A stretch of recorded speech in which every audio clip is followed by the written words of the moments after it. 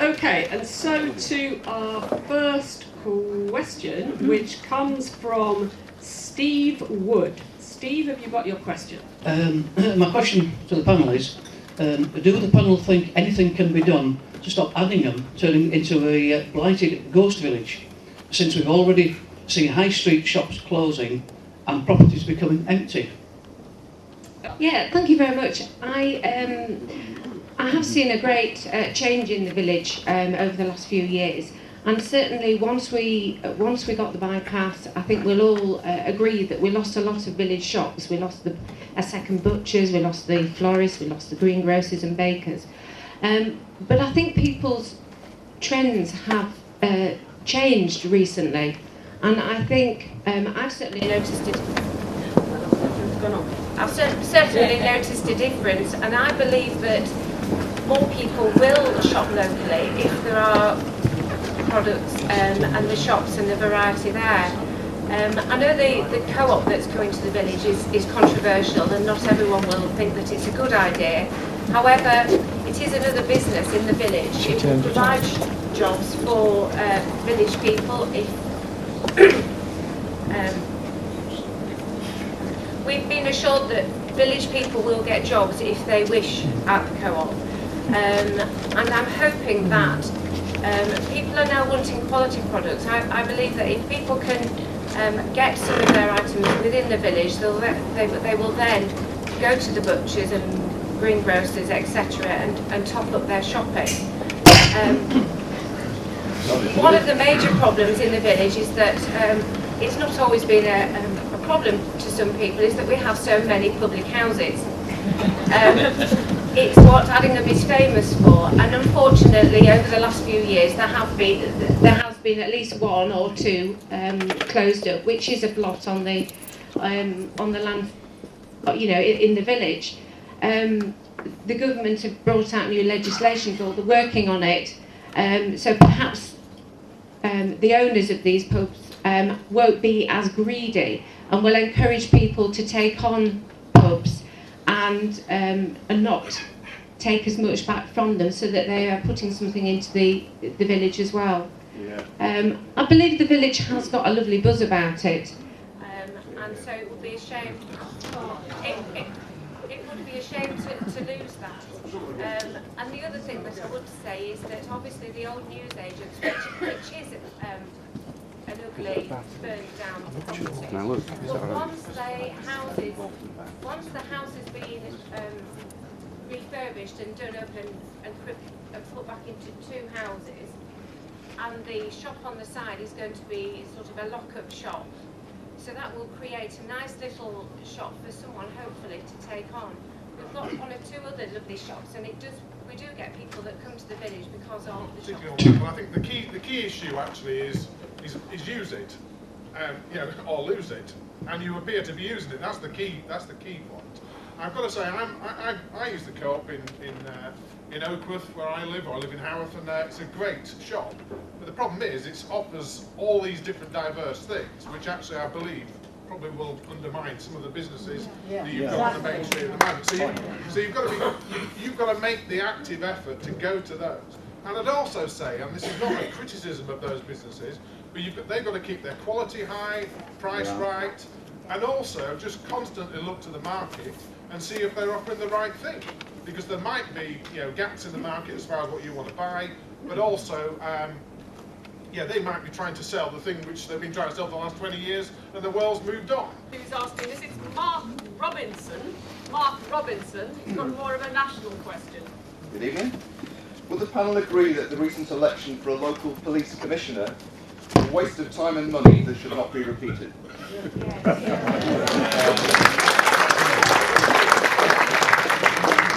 Well, I've got to say that I'll stand up for them. Having been in politics for some 15 years, it's probably the worst political campaign I've seen ever run.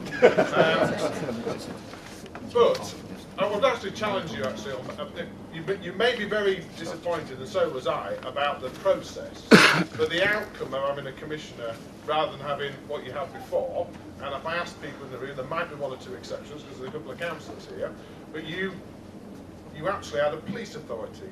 you had elected representatives before, but they were nominated by people like me. I was a previous leader of the council, and they sat on a panel somewhere in West Yorkshire, and they made decisions about policing your neighbourhood. And they were completely unaccountable because I nominated them, or other politicians did. They were spending huge amounts of money, and one of the big issues whenever I speak at events is about community safety. It's about where the bobby's on the beat. There's a whole range of different issues there, but there's nobody who's particularly accountable for it. So first of all, I would say there's two things that were wrong. One, it was very, very poorly advertised and explained to the public, and I think everybody in government understands that.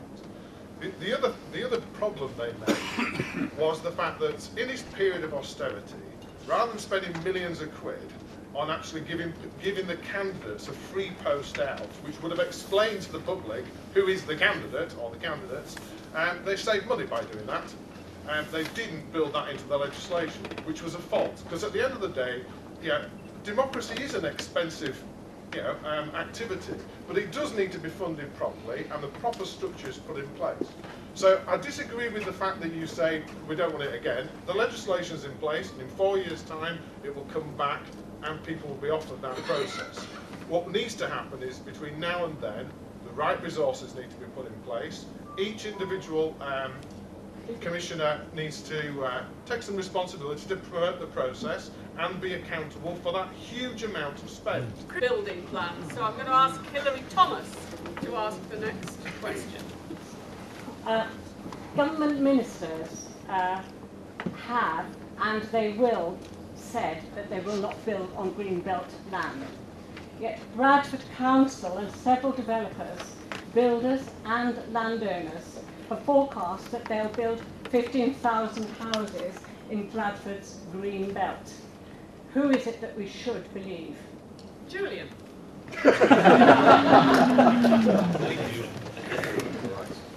Okay, yeah, it is a big issue, and not just at the national level, but also at the local level.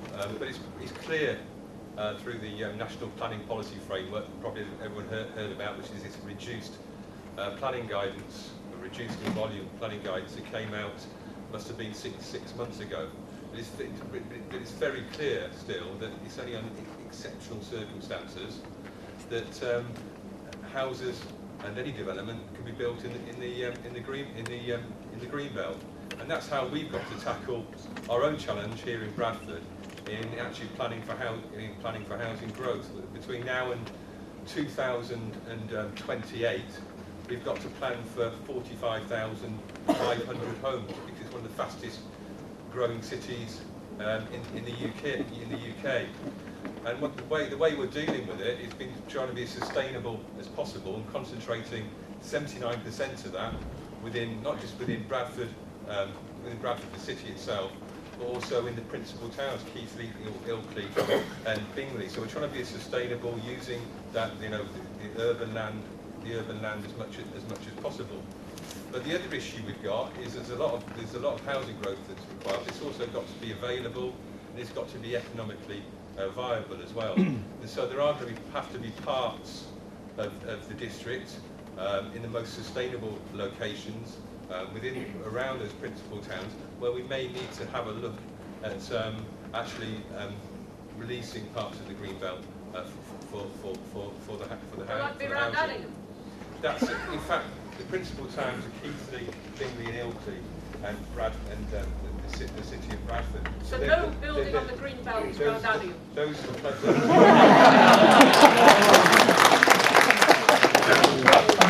So those are the places we'll be looking at first.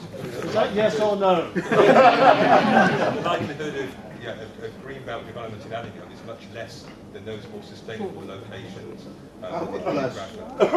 Do you know of any plans to build on the green belt around Addingham at all? There's nothing that I can recall at the moment.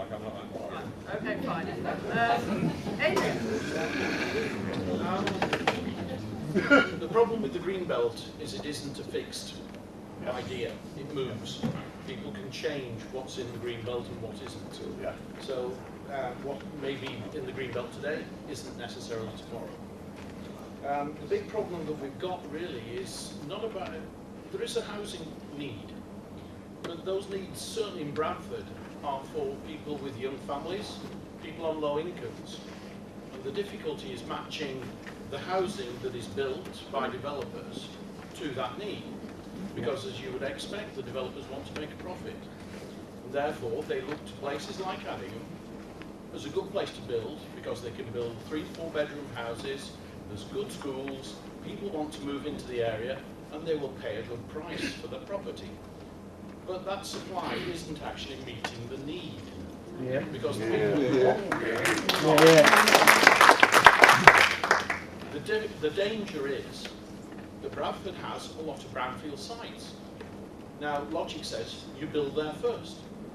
But sort of having listened to the Planning Advisory Authority, which is part of the department that Eric Pickles manages at DCLG, one of the things that's very clear is the government will allow developers to make a reasonable profit. And if the developer says, I can't make a reasonable profit developing a brownfield site, then they won't. And currently that's around about 20 to 25% profit. So from that point of view, if a developer demonstrates that they can't make a profit building on brownfield, then they will have to develop somewhere else. Because one of the key things in the National Policy Planning Framework is sort of marketability. So effectively, if the developer can demonstrate that they can build, and Bradford has to provide a land supply because it will be deliverable effectively, then you will see building on greenfield, green belt, or whatever. Green belt is a statutory principle. You can't build on it, but you can move where the green belt is. We've obviously, as a village, been very concerned about the prospect of the houses. We had a meeting at beginning of last year when the LDF was first introduced, and again we had a packed room. But what was really interesting is that nobody at the meeting actually came out and said, not in our backyard. I think everyone realises that some housing will have to occur, but we're all sensible enough to realise that the housing that is required is affordable housing, and there's a need for different types of housing, but affordable housing just doesn't go in this village really. The affordable housing that is needed is in Bradford, in the inner city, and since that first consultation came out, we're really pleased to know that Bradford Council have taken it on board to do some more extensive research looking into building in those areas. So that's all something that's going to be released, I think, February, March time. Yeah, March. So then we can reassess that again. At this point, there's a related question which I'd like the questioner to ask before I go to Martin and Chris and then the rest of the panel and back to you, because we might as well talk about this housing thing as a whole. So, Harry Jevons, if you could ask your question. Harry, there he is. Thank you, Judy. My question is this. The additional 400 houses currently proposed by Bradford in Addingham would increase the current population and housing growth since 1981, which is currently 49%, to 83% growth. What features do panel members think make a community sustainable, and what features, signs or symptoms do they think indicate that the community is unsustainable? Right, so can I couple then the green belt issue and whether or not houses will be built on the green belt in Addingham with the issue of whether or not extra housing is sustainable in a village like this? Chris? Sure. Well, first of all, I'll do the politics. My first election leaflet, you know, centuries ago whenever I stood for council. It's 98 actually, after that really great year for the Conservatives, that would be 97. Was the front page of it was, you know, no to Greenfield building, and because there was a huge impact upon the village where I lived. I said earlier on in Oakwood, and you know, 2 very big estates were built on and completely changed the village as it was. You know, it was a small village, small post office, you know, 1 or 2 shops around there, very small infrastructure. School was at virtually maximum capacity at the time, and then literally, you know, large estates came into Oakwood and into the Worth Valley, which really changed the dynamics of the area. So, to reiterate, my position is still that we shouldn't build on a green belt, and I think there's an issue about greenfield as well, because it's how you define that. There might be a green field somewhere that's not in the defined green belt, which you think as a community, which is really important, you want to treasure and you want to make sure it's secure. So that's my political position on this. I think there's a whole set of obvious things as well. There are lots of applications. There is lots of land already allocated, you know, to build houses.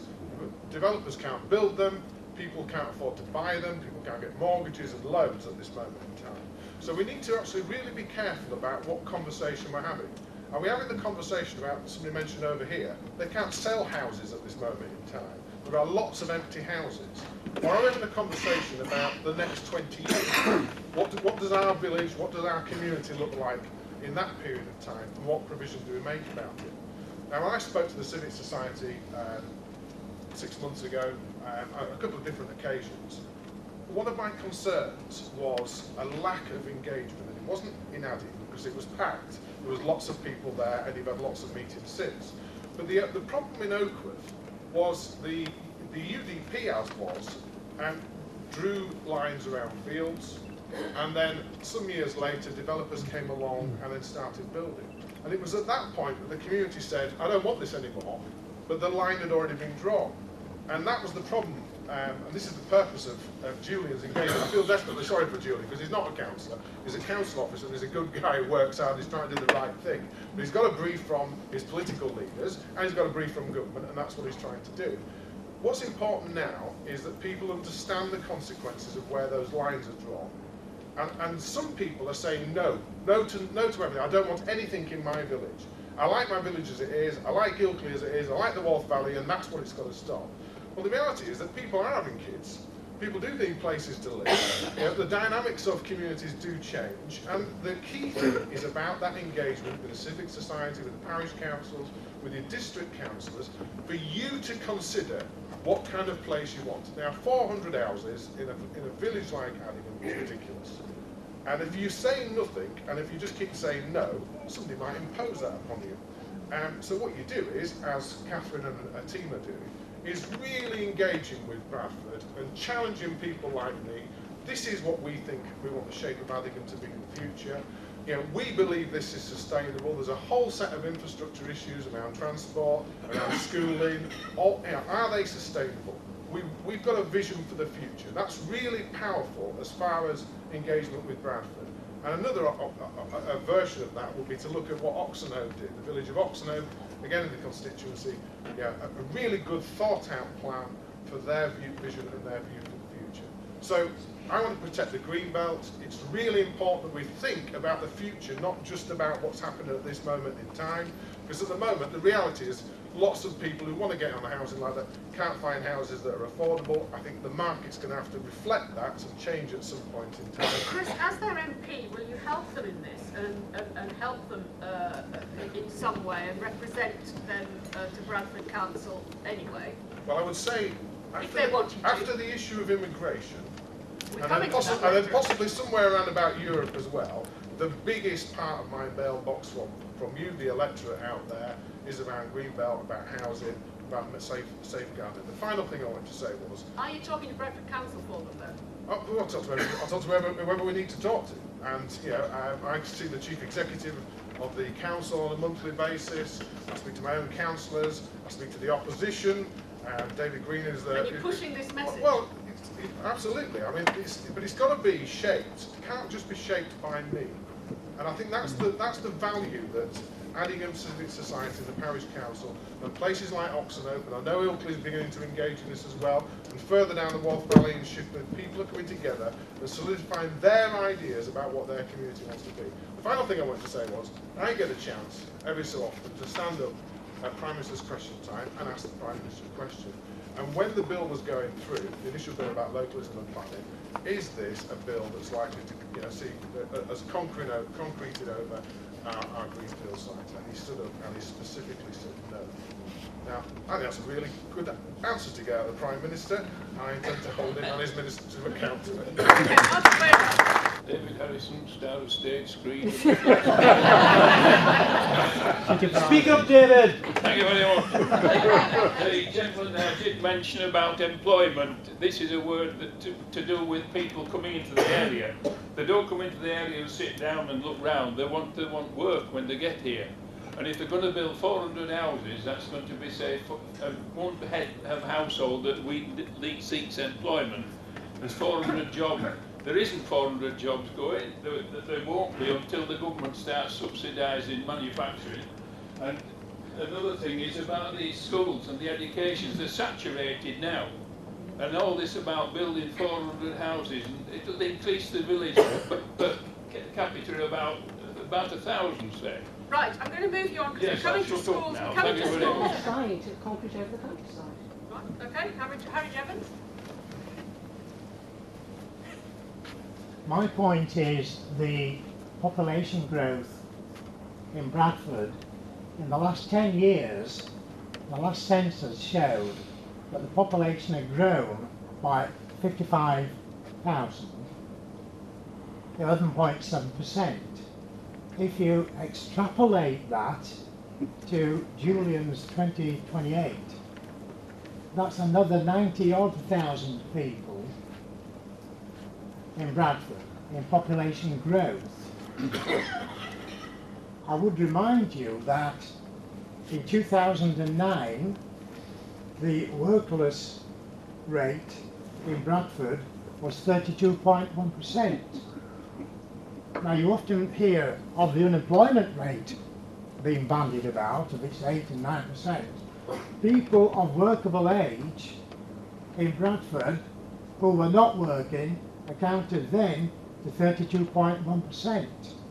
And of those, 59% didn't want any work. Now this then brings me to the document Sustainable Homes, etc., which shows that 48%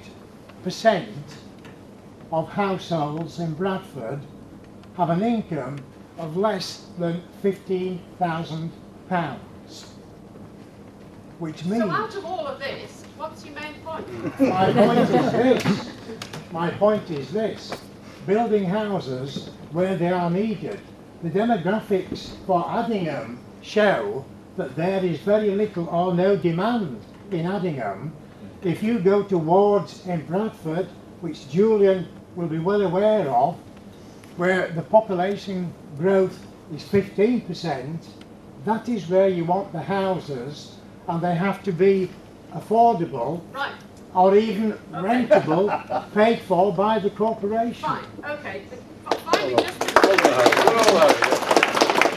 before we move on, in my little bit of research this afternoon into this, in any case, if you have a look on that website, there is a video, there are lots of graphics as well, quite lots of colourful explanations too, and there are 4 different options, it seems, and in all of those options, places like Addingham will get the least amount of housing anyway, as a ratio. The vast majority of it will go to brownfield sites in the Bradford, main sort of Greater Bradford area, and in any one of those options, Addingham is kind of at the bottom of the list for house building. Am I right? That's absolutely right. It's bottom in terms of the hierarchy and the amount of housing that Bradford has to provide. So just to throw places like Menston will get a lot more housing than Addingham, It right? accounts for less than 1% of actually our housing target between now and 2028. Yeah. I've obviously caused a bit of controversy. More hands are going up. Yeah. The point was made earlier about what the developers want. The developers want to build in Maidstone, they don't want to build in Bradford. They're going to get the opportunity according to this plan as well. Well, it may be that Bradford Council say this is where they want, but the developers say, no, thank you, we can make more profits in Maidstone. No, in Maidstone they're going to get more opportunity according to Bradford Council. Maidstone is higher up the list than Addingham for building these houses, and so is Burley. Maidstone and Burley. Yeah. There's a mismatch. It's about the way you're handling the data, and that's misrepresentation. What the diagram does not put the true picture. It may be down the hierarchy in terms of certain ways that they put the figures, but in the sense of percentage growth for this village, it is having more growth given its original population, new range the same, and God help Silsden, because that's going up by 1.5 times. Yeah, I saw that too. That I don't like the way you presented your data. I think it's dishonest. Right, okay. Just to pick up on a couple of points. The one about brownfield sites and the fact that they're highlighted first and they'll get... It's a statutory principle. You can't build on it, but you can move where the green belt is. Houses, the banks regard that as a speculative activity. Therefore, they require a certain return on capital, which is 25%. So from that point of view, the incentive has to be to get the money into the builders to actually build in the brownfield sites. Otherwise, you end up with a situation where the builders will just land bank it and move on. Loads of people have said that, actually. Can I just move on quickly to Andrew and then Chris? Yeah, I mean, I'd just like to, a couple of points that I'd just like to quickly go over, and this myth about Polish builders coming over and doing a better job and cheap and all the rest of it. But can I just say, Bradford Council, what they've done is they've challenged the building industry. They've actually, with a partner, and I'm not defending Bradford Council by the way, but they've actually engaged with a building partner and built homes to a higher standard than what current developers are building houses to prove it can be done at a price. The problem we've got now, I think Adrian was sort of highlighting it there, is we've moved from planning law to financial and accountancy. And that's the big problem, because with Bradford Council, I don't believe we've got the expertise and the time to really challenge the developers on the accountancy side, because they're simply coming in and saying, we can't afford to do this. So where we're going to pay something to education, to open space, we can't do that, we can't afford to. And they cut it right back. We don't have, I believe, within the council at the moment, the skills to challenge. And that's the direction. Okay, thank you very much indeed, John. Right back to North Yorkshire, maybe even to Addingham. Peter Rigby, your question, please. Peter. Original question. So, with reference to Yorkshire, do the panel think there's good reason to allow wind farms to be placed in the countryside, or should they be restricted to off-grid sites? And who pays the cost in each case? Right, did you hear all of that? Yep. It's about wind farms. Should they be restricted to offshore, or should they be allowed in the countryside? And who pays for more in Addingham? These ones don't seem to work that often. We have more.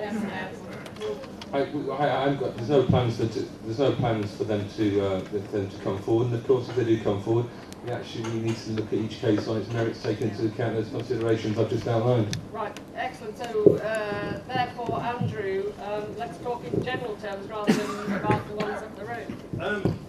I mean, in general terms, I think to me, it's been an issue that's been allowed to literally blow along in the wind. We don't have, I think, good enough, solid, concrete information about how effective they are, and I link them also with solar panels, because you've got to look at the whole lifespan of what you're putting on, what you're building, and you've got to also take into consideration the carbon footprint. Because here they come along and say, this wind turbine will create this amount of electricity, and it will put back in the grid and make so much money. But then they don't actually tell you that they've only got a limited lifetime before they actually have to be completely dismantled, refurbished, or scrapped, as they are up here in Chelka, and new ones put up. So we don't have, and I think there is information out there, but it's never ever the same information. It seems to vary. And I know North Yorkshire are looking at, through North Yorkshire County Council, looking at a policy of restricting where the wind turbines can be put. I think we were talking about 2 kilometres from residential areas. That created all sorts of problems. They've bounced it backwards and forwards. I think what we need is actually better guidance from government. I think they need to get a grip of this. It's a real serious issue for this country and for globally. You know, we've sucked the resources out of this world that we live on. Gas, coal, everything. We've drawn it from the ground. We need to look at alternatives. What I can't understand is why, because we've talked about the lovely landscape that we all live in across the Bradford district, that we're not looking more at I've forgotten the name of the word. The water. Hydro. Thank you very much indeed. Hydropower. We've got so many fast-flowing streams, fast-flowing rivers, and it's a technology that, from what I've been led to believe, is cheaper to install. It's less obtrusive, and just a good job. And I mean, my vision would be to see a Dales bus that ran between North Yorkshire and West Yorkshire, and along that line, they just keep plugging the bus in and charging it up.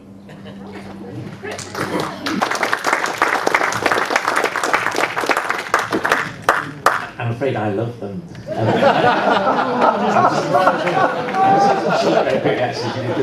I was just looking up on my little machine. Did you know that Lord Coe's grandpa was a Punjabi called Savari Lal? And he would have appeared on the census as born abroad. But without him, we wouldn't have Lord Coe. So, bear that in mind. But back on windmills, no, I think they're terrific. If you go to, do you know John o' Gaunt's Castle at Beaverdyke Reservoir? You know the Sun Inn at Swinsty? When you're on your way to protest at Menwith Hill. Well, if you stop at the Sun Inn, which I can recommend unreservedly, then instead of going down to Swinsty Reservoir, which is wall-to-wall memorial benches, go the other way and up the little valley behind the Sun Inn, you come to this beautiful Harrogate Reservoir with this old remains of this castle above it. And you see these windmills, and you only see their tips going past on the skyline, and it's fascinating. I could sit there for a very long time watching them. And Ovenden is another example, and people say they're noisy. You should go to Ovenden. They're not noisy, you can't hear them. And the only thing I would say is, because I take Chris's point that they don't produce as much electricity as they should, and so why don't we harness them like we did to the old windmills, which we now pay a lot of money to visit, and the National Trust spends enormous amounts of money to maintain. And why don't we make things with them as well as electricity? Because I was in Stoke recently at a pottery where they had an old steam engine, and it had lots of belts running in all different directions, you know, where this one source of power was powering all manner of functions. So if Yorkshire Water, or whatever they're called now, Kelda, could resurrect those stumps up at Chalker and harness them to some productive manufacturing factory, which could then bring people to Addingham to affordable homes.